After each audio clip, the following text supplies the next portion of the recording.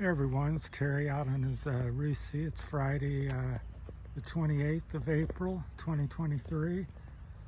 Riding around the Visayas North Coast here. This is a road they're building around the coast on the edge here of this little point, which is new. So out on the Rusi, riding the 21 18-inch wheels today. So been out on them about 3 or 4 times, nothing too serious yet. So liking them adds a lot of stability and rollability to the bike, so that's the advantage of bigger wheels. It rolls over obstacles easier, provides a little more cush suspension action, and I keep my tires pretty low, about 12 psi. Typically, it varies, depends on the setup, could go down to 8 or up to 15, 16 or something. But that's kind of my preference for the way I ride and what I do. But anyhow, liking the bike. The suspension's kind of harsh. It's kind of a strange, I've never had a suspension so it's different than, usually you buy a stock bike and they're really soft and pliable and overly soft, and this one's the first one I would say that's harsh, so I don't know if it's overly sprung or overly dampened, but yeah, it seems like you could maybe motocross on it to some degree. Probably not. You'd probably bottom them out because it's not that great, but anyhow, still trying to iron out the bugs in that. If anybody has any suggestions or help, I'm in Iloilo, Barotac Viejo, I think that's how you pronounce it, Iloilo. So I bought it up the Rusi dealer, so if there's anybody local that knows about the Rusi KRY 200 suspensions and how to really get the most out of them. I'm 6'4" and about 95 kilograms, so a little over 200 pounds. So, and even I'm finding it's kind of harsh, so I'm not sure if it's a little soft and I'm overly working it, which I don't think so. I just think it's a very rough suspension. So the faster you go, and I notice when I have 2 people on it, tends to ride a little bit better.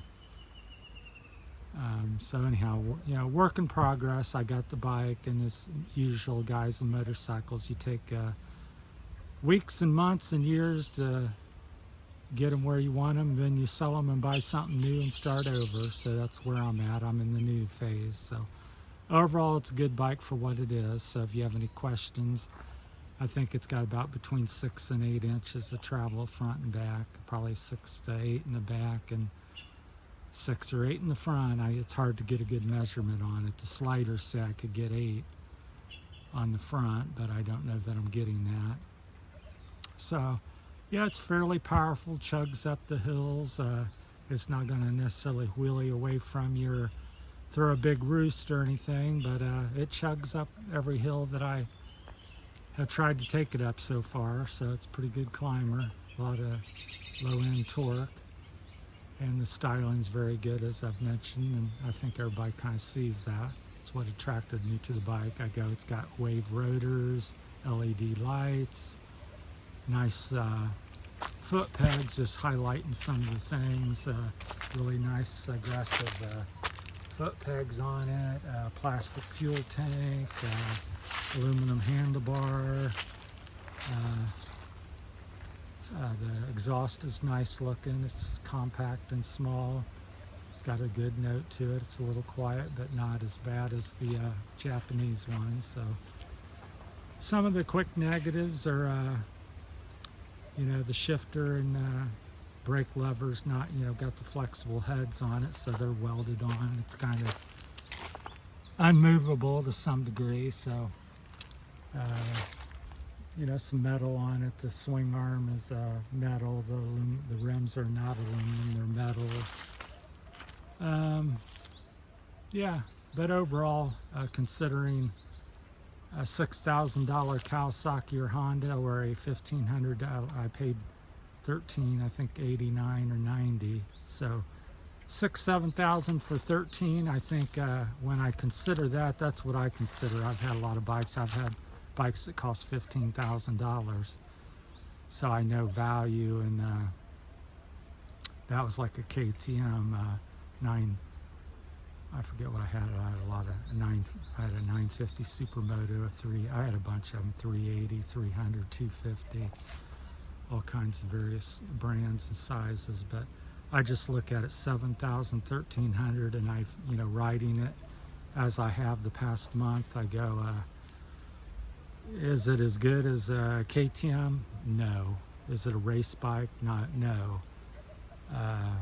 But for the money and putting around and trail riding, exploring, and something economical, and for the money, I think it's well worth it in my opinion. So, and as I said, for $1,500 or $1,400, you can fix it up. I've already put another. I got 200 more in it with the wheels and some other things. So, yeah. So I think for between $2,000 and $3,000, I'll have a bike that's pretty good for what I want to do with it. So, which even at $2,000 or $3,000, that's a quarter of the price of a KTM, or it's less than half of a Honda, Kawasaki or Suzuki, at least on the new side. So overall, I'm happy with my purchase. A lot of the little issues and stuff, but then again, I expected that, and not afraid to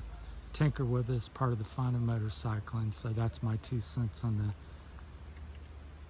Rusi KRY 200 at this point. So mine's a 2022, even though I just bought it at the dealer about a month ago. Anyhow, I'll walk around here a minute. Out on the end of this trail, the road they're building around the perimeter of this coastline here over on the northern Visayas. We're just up from Barotac Viejo, this barangay, or I think it's a barangay you call it. I'm always getting confused: cities, towns, barangays. So that's where we're at, and they're building around this point, which goes out to, if you know where RJ's resort is. We're on the other side of the resort, on the other side of the island, which this road will come out, and I believe will connect RJ's over there and come out the other side. So this part's somewhat deserted. There's a few houses. You can see one here. I don't think anybody's living in that, but there's about a dozen back in through here at the end, and but you can see. So it's kind of a nice little road. It's perfect. The bike's perfect for this type of stuff. Very capable of this. It's got a few dips and bumps and rough areas and holes and washouts. So excellent for that. And it's beautiful out here. It's, like I said, Friday the 28th of April 2023, and got your coconut trees there, blue skies, bamboo here, big bamboo, just everything you can think of the Philippines. It's here on this part of the island, so a lot of a lush vegetation in this area. I think this is the part of the island they're very limited on what they can cut and do, so they're trying to preserve it, because a lot of the areas are cut down, just have big bald grass hills and not much vegetation. But this one's pretty much how you might find the Philippines if everything was left alone. So it's very thick and lush and jungly, and banana trees, coconut trees, and all kinds of different trees bearing fruits and medicines and stuff like that. So this is kind of what I come up here, and they just made this past year. I just came here in January, but I quickly discovered it hiking. I was hiking out here, and then when I got the motorcycle, the KRY 200, I decided to bring it out here. So it's my first day on it, on this particular road. This one just goes back, I would say, maybe 3 or 4 miles. So 3 or 4 miles in and 3 or 4 miles out. So you have about a 7-mile road. So it's not very long, but it's kind of nice. There's a trail that shoots up the side of the hill of the mountain to the top, which I haven't hit yet, so I may try that. I'm not sure if you're supposed to do it, but they've bulldozed it, so it's pretty rough. And then the ocean sits right off here to our right. I don't know if you can see it, but I'll zoom in because I don't know that I'm going to walk over that far. But right in there is the ocean, that blue water. So we're about 1,000 feet from the ocean. So it's really quite beautiful over there. So I may get over there. So right there you can kind of see a little sneak peek of it to the woods here. So we're on the north shore, the shore of the Visayas Island. So that's that there. So I'll zoom in a little bit. So maybe you can capture it. So it's it right there in the trees. So that's how close we are. So I've done many videos of that. And this is a little gnarlier section I come up. So let me get back out of here. Because it's hard to see when so I came up this.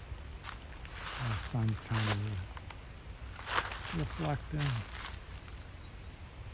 But anyhow, I come down through there and there's a big gully on each side. So anyhow, I think the camera's lost focus. So thanks for watching, everyone. We'll call it a wrap. So yeah, I'm not sure what's happening with the camera. It kind of loses focus. All right, thank you.